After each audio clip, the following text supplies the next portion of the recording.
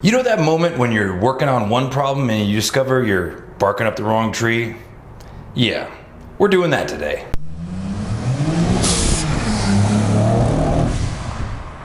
Welcome back to another episode in the TueZday Garage, and the TueZday Garage, it's looking sad, guys. Everything's gone. I am actually 2 days away from getting on the road and moving on to the next great adventure, man. I'm super excited. Before I go, there's one thing I want to fix, and that is to finally get rid of this fuel vapor smell that has plagued my garage ever since the Z has been here. And it even happened back in Hawaii. I always kind of assumed it was because I removed the carbon canister and everything like that. I've kind of just been playing it off, but you know what? It's finally too much, and pretty soon the Z is going to have some new temporary living accommodations. Where it's being stored, it can't be having that kind of issue. I went through a company called A3. I bought this carbon canister situation here. Got a 6AN fitting on one side. We've got this line here. We've got other fittings. The idea is connect this to the fuel tank vent line so that we have a nice good carbon canister situation. That is what I started working on when I actually found another problem. The other day, my brother, who is here from Portland, Oregon. What's up, folks? We were working on the RBZ. We were working on installing the carbon canister situation. We noticed something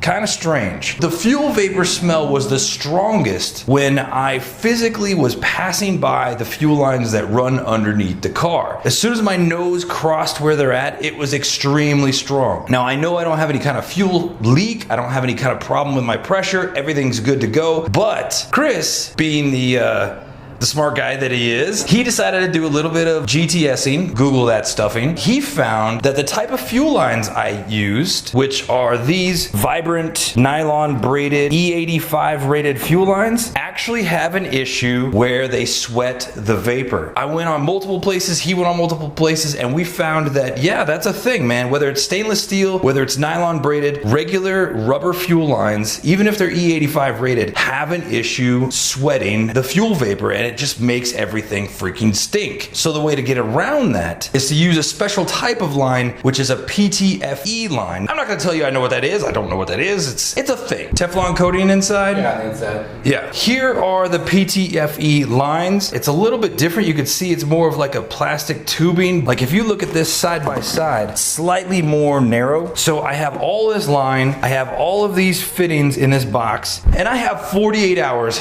till I'm supposed to get on the road. And that's what we're doing today, man. We are swapping out all of the fuel lines on the RBZ for this PTFE line, and that will finally get rid of the fuel smell. We still plan on installing the carbon canister, which should be no problem. I wish I would have done this when the rear subframe was out, but I wasn't thinking about it and I didn't do it. So anyway, long story short, the car's up on jack stands. Chris is also gonna be helping me do some maintenance. We got brand new plugs, oil filters. We're gonna get the oil changed out before we hit the road. Chris and I are road tripping the RBZ from El Paso, Texas to Portland, Oregon, man. It's gonna be awesome. It's gonna be a good time. And you guys are gonna come along with us. It's gonna be a little bit of a venture. And you know what? I'm gonna be up on the socials, and hopefully we can meet up with some of you guys along the way. Without any further ado, we need to get these old lines ripped out of the car. It's gonna be a lot of under the car stuff. Not fun. Rolling around. Just, you know, things. I'm gonna pull all that out and I'll get back with you when we start assembling the new lines. Easy peasy lemon squeezy, man. All the old lines are out. Not a big deal. It was just a matter of unbolting them, catching all the fuel that kind of started to drain out a little bit, undo all the zip ties and pull everything out. Here's all the old fuel lines right here. Not a big deal. 4 individual fuel lines. Now it's just a matter of time. We're gonna go ahead and lay these out, run the new lines against these lines, measure them out the same length, start to put the new ends on, and it'll all be good. Everything here fit exactly like it was supposed to be. We're just gonna go with those measurements and everything should be good to go and just fine. Also, as a little bit of a recap, while we're still here together in the garage, I just wanted to talk about the fan controller. This thing is working amazing. While I'm on the highway, car is continually sitting about 185, 190. When it's stop and go traffic, it actually cools it down to about 170, 175-ish, so right around thermostat temperature. Overall, the car is running so much better, so much smoother. Some of you guys were asking about the wiring and everything like that, so I just wanted to kind of show you really quick. You could see here this is the same material. This is actually the extra line from the alternator, but this is like a wrap from DEI. It's just kind of like a heat wrap. So this is the line that's wrapped. Here's the negative sitting right here, which is tied into the battery cable there. All that then goes along the frame rail, and you could see the controller right there. We mounted it to the top of the radiator. Super sticky double-sided tape, 2 or 3 layers worth of double-sided tape, and then some of that high temp aluminum tape to kind of hold it all in place. And it's been working amazing, man. It's been working amazing. As far as the relay goes, the relay here is actually also wired into this ground net here. The ground from the controller box goes to the relay, and then the relay goes to this ground net here. And then this is switch activated by a 12-volt switched voltage at the console port, which was the orange wire. Whenever the ignition is turned on, that relay activates, which then completes the circuit to ground, which then activates the fan controller. So the reverse of that is when I turn the key off, it breaks the ground signal so that the fan controller can no longer pull the 12 volts it needs to continue operating, and it basically shuts it off. It's just an on-off switch, but we're turning the ground on and off rather than the power on and off. So that is the way it is. Now we're gonna measure out all the lines. Chris is stoked. We're gonna measure everything out, and yeah, I'll be back with you when we start actually putting the ends on all the lines and just have some general chillax about it. We're back, man, and let me tell you what, using this PTFE hose, you actually need to use PTFE fittings. Oh my gosh, they are so much easier to use, man, so much easier. So to show you the difference, this is a PTFE fitting, and I'm gonna take it apart really quick. So you see it's made up of a bunch of different parts. This is the part that goes around the hose. There's actually a compression fitting here, and then there's the end piece. The other fittings are just like this, which it's only 2 pieces. You have the end piece and you have the actual hose. You put this around the hose, and then this kind of screws into the hose and all that good stuff. This you put around the hose, then you put this over the top of the actual tubing inside, and then this goes inside the tubing and it all compresses together. We have the first hose made, man. It looks freaking great, man. It looks really good. I'm excited with it, and the quality is awesome. It is so much more assembly friendly than this other stuff. So yeah, man, just 3 more hoses to make. Super stoked on it. Let's get it done.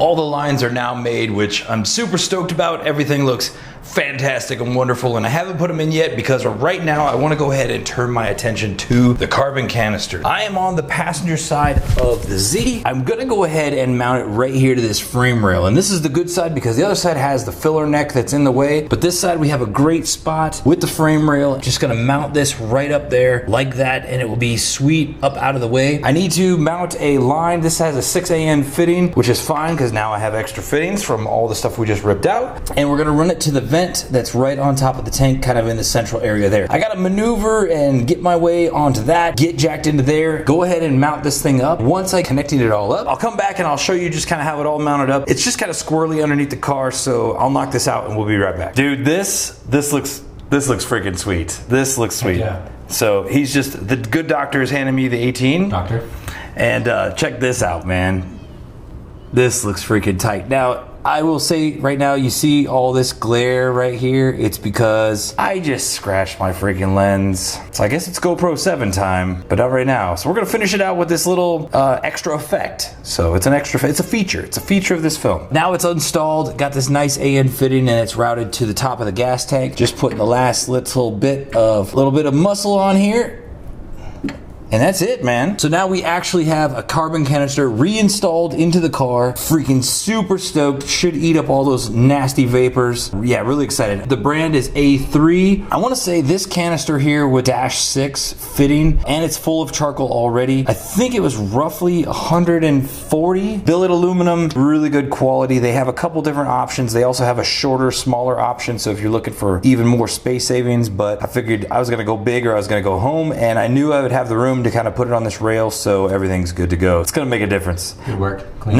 yeah, it looks really clean. Looks really clean. So now it's time to install all the fuel lines, and of course, you know how BC do, man. We're gonna clean all this up because, yeah, I don't see it, but we see it. We know. We know. It's there. It's there. We're gonna clean, we're gonna install, and we should be ready here soon. Absolute 100% success, man. We just charged all the lines, charged them several times, doing cycles on the fuel pump, and started the car. Everything's good, no leaks whatsoever. Everything is perfect. Everything's perfect. Here are the new lines installed. Very subtle, man. I was kind of worried about the stainless steel, but really there's just a glimpse of it right there. And then you really can't see it, but it's a little bit of peekaboo back here. Just need to tighten it up something. There's one spot where the line is touching a rubber hose there. I'm gonna put some wrap on it so that way it doesn't try to rub through that coolant line, because that would totally suck. And I'll show you real quick underneath so you can see what's going on under here. But there's the lines running against the frame rail.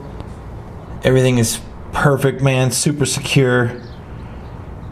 Yeah, good. And you know, like, honestly, this whole endeavor is kind of satisfying, and it's kind of disappointing at the same time. Like, I'm disappointed that a high quality, vibrant line meant for E85 is going to bleed vapor like it did. I had to replace it. But replacing it now, like, it's the best of the best. I mean, like, Chris and I are doing research on the PTFE and what it is and what it does, and it's like they use it in the freaking space shuttle, bro. Like, it's good stuff. We should have no more problems. Everything should be really good. Now that we actually have stainless steel underneath the car, there's also that added security that any kind of like road debris or something doesn't come under the car and jump up and accidentally cut a line. So that's kind of good. That's a good peace of mind. Also, in addition to that, now have the carbon canister installed, and that looks super schmexy. Overall, super success, man. We just had the car running, so we got to let it chill out for a little bit longer. But the next phase of this operation is to take a drive after a service. Gonna change the oil, change the plugs, make sure everything's fresh, because we are actually taking a road trip from El Paso, Texas to Portland, Oregon, man.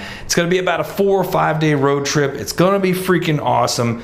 We wanna make sure she's in tip-top condition. It's time to say goodbye to old El Paso, man, and move on to bigger and better things. And I'm taking a bit of vacation. I've got about 30 days of vacation before I need to be at my new job. I'm headed up to Portland with Chris. We're gonna roll through Colorado and visit my family there, and then I'm gonna head over to Hawaii and spend the summer on the Hawaiian beaches before heading to my new job over in Germany. The fate of the Z, that's to come, but it's gonna be in very good hands. It's weird in Portland. Yeah, buddy.